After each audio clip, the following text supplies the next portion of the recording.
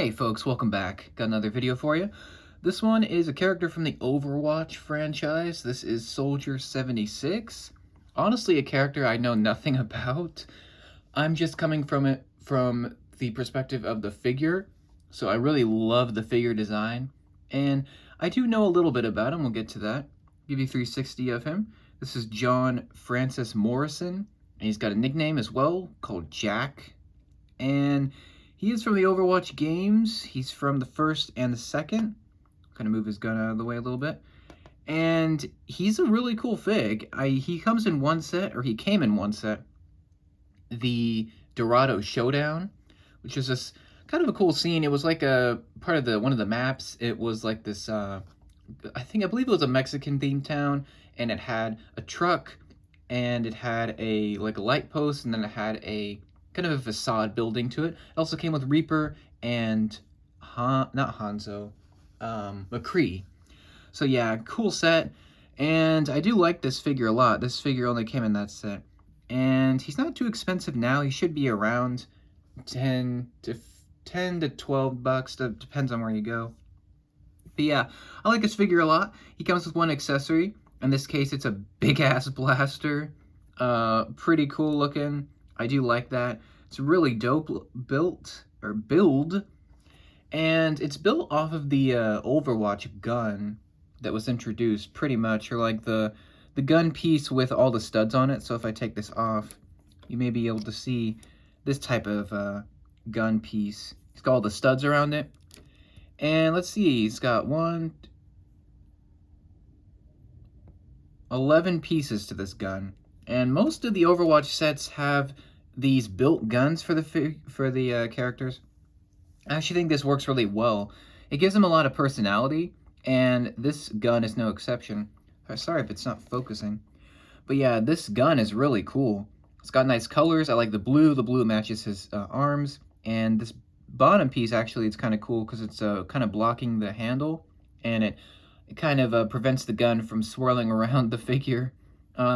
Really nice pieces, really cool look. It matches the in-game model pretty well, and he can hold it a couple different ways. You got the this claw piece right here. It's got a kind of a pin, and you can have him hold it like that. It depends on what you want to do with it, but really cool. I like it a lot. It's a very nice build, and I like the fact that the lower piece kind of rides up against the hand, so it's kind of a protection from the heat, I'm guessing. So that's really cool. I love this gun. It's a really nice gun. In fact, all the Overwatch sets have really nice gun and builds for their figures, and I think this one's no exception. So yeah, great gun, great design. And as for the figure overall, really nice. I'll have to take the gun away just for a little bit so we can see his detail. He is an older fellow, and he was part of the military. I think he was trying to expose Overwatch itself. And I think he was the 76th candidate for this program that he was in, where he became super, not a cyborg, but he became very almost not computerized. He became a technologically enhanced human, and so that's where he gets most of his skills. And he wears the mask. I thought the mask was fused to his face. It's actually not, so that's kind of cool. I'll be talking about this for the just as a figure. So this is based on the first game. Really nice design on the back. Unfortunately, there's no leg printing, which is it's kind of a shame. I would have liked to see some printing on there, just because it's a little plain. It's a little bit simple, but that's how he looks in the game, so it's kind of fair. And I like the red and blue. It's really bright and colorful, and I also really like the almost a vest style printing for his torso. I like the fact that the zipper's open. You can see a little bit of the cybernetics poking out from the top. Really nice white. Unfortunately, the white is not as bright as his hair, because the white is being printed onto silver, or dark silver, so it's not nearly as bright as it should be, but it's bright enough. It looks great. And I like the design on the back, especially. I love the 76. It looks really comic booky, very stylized, which is great. And this is my first time getting this hair piece, actually. I don't have this hair. I think I do. It's a really nice hair. Really nice to get it in this white color. And it fits really well with his hair in the game. I like the face as well. It's very cyborg-esque. I really like this mask. I thought this was actually his head until I did some research, and it's actually just a mask that he wears to hide his identity. But it's really dope. I like the fact that it's black and it's got like the silver printing, and it's really nice. No second face, of course, because that would be... Actually, they could have done another one where he's unmasked, but then again, they would probably have the problem that Mercy has, where it looks too washed out. But yeah, really nice design. I like the mask design. It's really shiny. It's got this nice red, visor with this great, some blue accents and some nice silver details. Very cool. Unfortunately, the white up top isn't as white, again, as it should be.